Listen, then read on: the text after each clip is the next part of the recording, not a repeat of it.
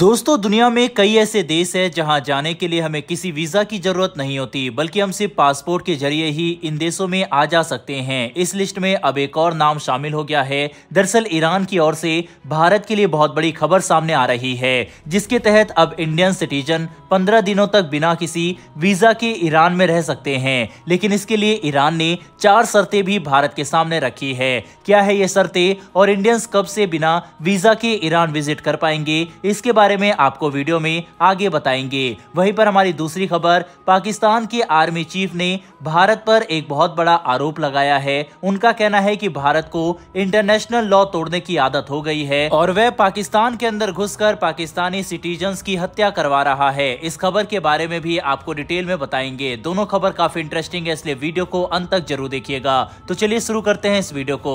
दरअसल दोस्तों, कई देश अपने टूरिज्म सेक्टर को बूस्ट करने के लिए विदाउट वीजा विजिट करने का एक्सेस दे देते हैं, जिससे आसानी से लोग उनके देश में आ जा सके। अब इसी स्ट्रेटेजी को ईरान ने भी अपना लिया है और ईरान की गवर्नमेंट ने इंडियन सिटीजन्स के लिए वीजा फ्री पॉलिसी का अनाउंसमेंट किया है। हालांकि इसके लिए ईरान ने भारत के सामने 4 शर्तें भी रखी है, जिसको फॉलो करते हुए ही इंडियन सिटीजन ईरान में विदाउट वीजा रह पाएंगे। अब आपको ईरान की इन शर्तों के बारे में बताते हैं। ईरान का कहना है कि बिना वीजा के विजिट करने की सुविधा सिर्फ टूरिस्ट को ही दी जाएगी, यानी जो लोग ईरान सिर्फ घूमने के इरादे से जाना चाहते हैं वह आराम से बिना वीजा के आ जा सकते हैं। ईरान की दूसरी शर्त के मुताबिक ऑर्डिनरी पासपोर्ट रखने वाले व्यक्तियों को हर 6 महीने में एक बार बिना वीजा के ईरान में एंट्री दी जाएगी, जिसके तहत वह मैक्सिमम 15 दिन तक ईरान में स्टे कर सकते हैं। यहाँ पर ध्यान देने वाली बात यह है कि इन 15 दिनों को बढ़ाया नहीं जा सकता।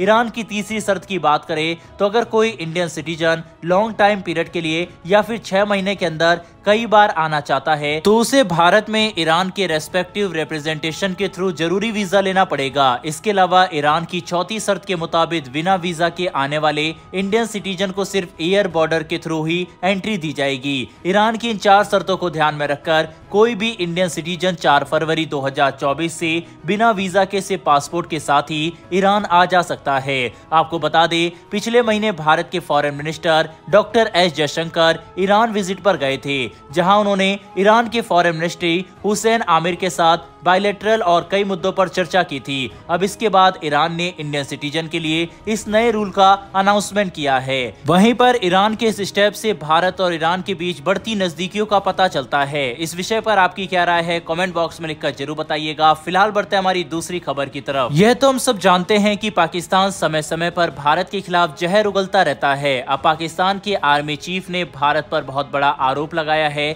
जनरल आसिम मुनीर ने कहा है, इंटरनेशनल लॉ को तोड़ना भारत की हैबिट बन चुकी है और भारत हमारी जमीन पर आतंक बढ़ा रहा है। उन्होंने ये भी कहा है कि भारत इस हद तक आ गया है कि हमारे मुल्क में घुसकर पाकिस्तानी नागरिकों की हत्या करवा रहा है। इसके खिलाफ अब कई देश आवाज भी उठा रहे हैं और हम अपने नागरिकों की सिक्योरिटी के लिए भारत की साजिशों को लगातार नाकाम करते रहेंगे। दरअसल पाकिस्तान में कश्मीर एकजुटता दिवस मनाया गया। इसी दौरान पाकिस्तान के army chief Bharat Pakistan border line of control यानी LOC पहुंचे। यहाँ पर अपने सिटीजन को संबोधित करते हुए उन्होंने कहा कि अगर कोई हमारे मुल्क पर अटैक करेगा तो हमारी पूरी सेना ताकत के साथ इसका जवाब देगी और हमारी सेना खतरे से भी अच्छी तरह से वाकिफ है। इसके अलावा जनरल मुनीर ने भारत पर यह भी आरोप लगाया है कि भारत LOC पर सीज फायर कर रहा है। आपको बता दें, इससे पहले 25 जनवरी को पाकिस्तान ने भारत पर 2 पाकिस्तानी सिटीजन की हत्या का आरोप भी लगाया था। पाकिस्तान के विदेश सचिव ने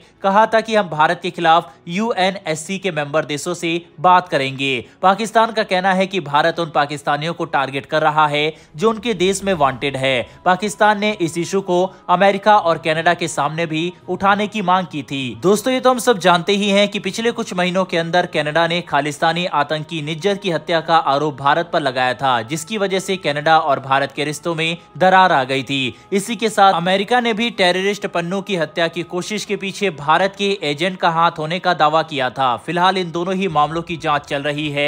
कोई भी भारत के खिलाफ सबूत नहीं दे पाया है। इसके बाद पाकिस्तान भी इनके नक्शे कदम पर चलते हुए भारत पर इतने बड़े आरोप लगा रहा है। पाकिस्तान ने जिन नागरिकों की हत्या का आरोप भारत पर लगाया था वे आतंकी संगठन जैश-ए-मोहम्मद और लश्कर-ए-तैयबा से रिलेटेड थे। खैर, भारत पहले भी पाकिस्तान के आरोपों को खारिज कर चुका है।